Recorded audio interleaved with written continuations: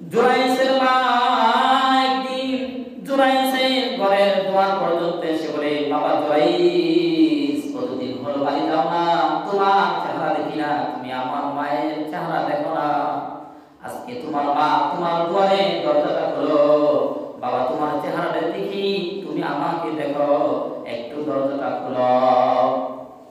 মা এরকম ভাবে একবার দুইবার ডাকলেন। জুরাইস নামাজরত অবস্থায়, কিন্তু তিনি আলেম ছিলেন না, বড় আবেদ ছিলেন। আবেদ এক জিনিস, আলেম আরেক জিনিস। তিনি নামাজের ভিতরে মায়ের ডাক শুনলেন, সাথে সাথে নামাজের ভিতরে চিন্তা করতে লাগলেন, আমি আমার রবের ইবাদতে দাঁড়িয়েছি, মাকে প্রাধান্য দিব নাকি রবকে প্রাধান্য দিব, নামাজ ছেড়ে মায়ের ডাকে সাড়া দিব নাকি নামাজ শেষ করে মায়ের ডাকে সাড়া দিব। এই চিন্তা করতে করতে দীর্ঘ একটা সময় পার হয়ে যায়। মা জুরাইজের চৌকাঠ থেকে ফিরে চলে গেলেন। কিছুদিন পর মা আবার আসলেন। এর ভিতরে জুরাইজ ইবাদতরত অবস্থায় ওই গির্জার কাছাকাছি, ইবাদত করার কাছাকাছি যত মানুষ আছে অঞ্চলে, গাছের প্রথম ফল জুরাইজের দরবারে উপস্থিত করে, জুরাইজকে খাওয়াইয়া তারপরে গাছের ফলটা তিনি খায়। এমনি ভাবে সব ফল, সব ভালো খাবার যখন মানুষ রান্না করে তৈরি করার পর আগে দরবেশের দরবারে এক প্লেট হলেও, এক টুকরা ফল হলেও পাঠায়। দরবেশকে খাওয়ানোর পর তারপরে নিজেরা খায়। জুরাইজকে মানুষ এত ভালোবাসত, মহব্বত করত, সবাই জুরাইজকে চিনত, জানত। জুরাইজ নামাজরত অবস্থায় আরেকদিন তার মা এসেছে, বাবা জুরাইজ, কতদিন হলো তোমার সাক্ষাৎ পাই না, দরজাটা খোলো, তোমাকে মন করে দেখে যায়। মা ডাকলেন। জুরাইজ আবার নামাজরত অবস্থায় আবার চিন্তা করতে লাগলেন, মা ডাকে সাড়া দিব নাকি রবের ইবাদত করব। এইদিকে মা রাগ করে চলে গেলেন। জুরাইজের দরবার থেকে, চৌকাঠ থেকে ফিরে গেলেন। বর্ণনায় পাওয়া যায় একবার নয়, দুইবার নয়, একদিন নয়, দুই দিন নয়, তিন দিন মা এরকম জুরাইজের দরবার থেকে চলে গেলেন। তৃতীয় দিন মা কষ্ট পেলেন, বাবা রে, তোমাকে পেটে ধারণ করেছি, লালন পালন করেছি, তোমাকে কত আদর যত্ন করেছি, আজকে তুমি দরবেশ হয়েছ, কেমন দরবেশ হয়েছ, মা ওটাকে সাড়া দাও না। একবার নয়, দুইবার নয়, তিনবার, তিন দিন তোমার ঘরের দুয়ার থেকে ফিরে যাই, তোমার চেহারা দেখার মতো কোনো সুযোগ হয় না। আমি মা হয়ে তোমার চেহারা দেখতে পারি নাই। তোমার মৃত্যু যেন কোনো ব্যবসা পতিতা নারীর চেহারা না দেখে মৃত্যু না হয়।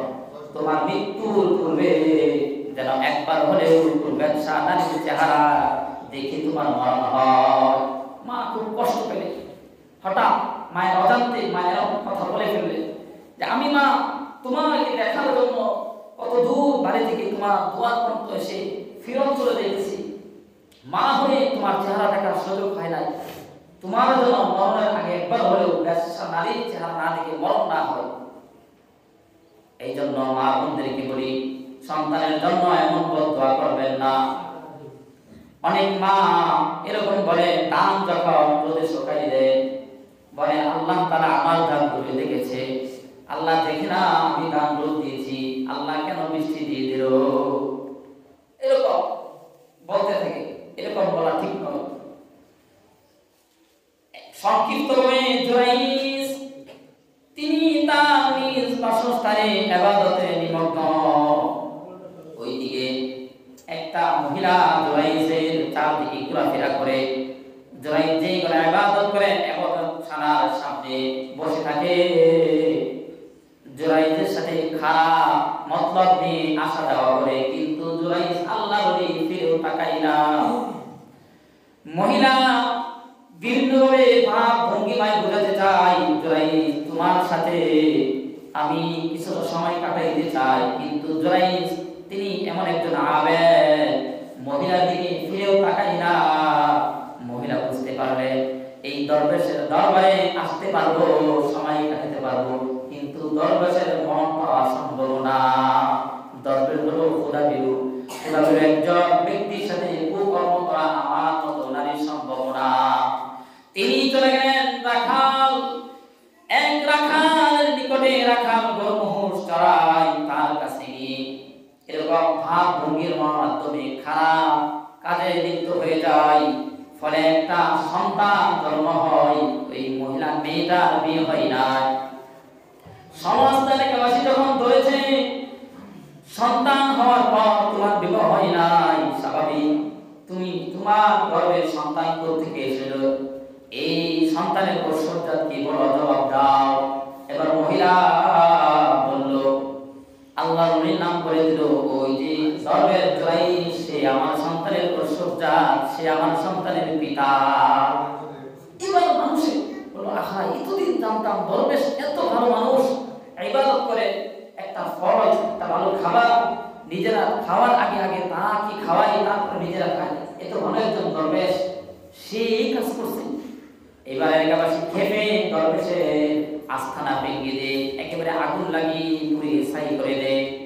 এখানে শেষ নয়, ওই এলাকার জাস্টিস বিচারপতি গলার বিচারপতির কাছে নিয়ে যায়, দরবেশের হাত পা বেঁধে জুরাইশকে নিয়ে যায়। যখন বিচারপতির কাছে নিয়ে যাওয়া হলো, দরবেশ সে নিজেও জানে না কেন তাকে নিয়ে যাওয়া হচ্ছে। জিজ্ঞাসা করলো, ব্যাপার কি, তোমরা আমাকে এত ভালোবাসো, মহব্বত করো, আজকে আমাকে এত অপমানের সাথে আমাকে এখানে উপস্থিত করেছ, ঘটনা কি? সংক্ষিপ্তভাবে ওই জুরাইশের কাছে বললো, এই যে মেয়েটা বলতেছে, খারাপ মহিলাটা বলতেছে তার সন্তানের পিতা নাকি তুমি।